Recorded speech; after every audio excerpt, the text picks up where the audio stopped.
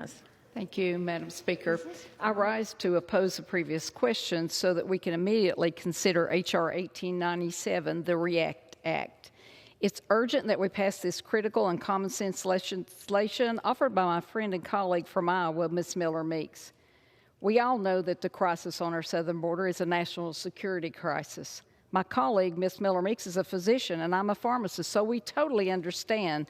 What's less discussed is that it's also a public health crisis. Illegal immigrants are coming across our southern border in record numbers, and they're coming from countries with low COVID vaccination rates. And my colleagues are right. The hospital, the ERs are full of a lot of unvaccinated people because there's 200,000 or more coming across the southern border every month, and 208,000 were encountered in August alone.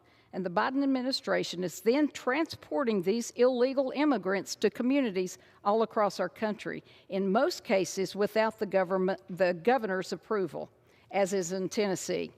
Currently, there's no requirement for individuals released by CBP or ICE to test negative for COVID before they're released.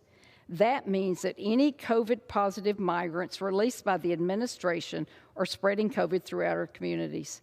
Just this week, the DHS secretary admitted that there are at least 12,000 or more Haitian migrants released into our communities were not subject to COVID testing mandates.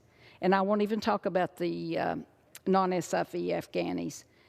Contrast with this with the Biden administration's policy of forcing American workers to get tested or vaccinated, or its policy of only letting fully vaccinated tourists fly into our country. The lack of COVID testing at the southern border is reckless and it's unacceptable, and it's a detriment to our healthcare system. But it doesn't have to be this way. There is a solution to the border health crisis. My friend from Iowa introduced the REACT Act to protect American public health from the border crisis. This critical bill would require testing for everyone crossing our border, and it would require a negative test before CBP or ICE can release these illegal immigrants from custody. You know, the ultimate solution is just to close the border, but since that's a common sense solution, it's not going to happen. It's time to implement the proper health screenings for these individuals entering our country and stop putting Americans at risk. The House should immediately pass the REACT Act because lives depend on it. And with that, I yield back my time.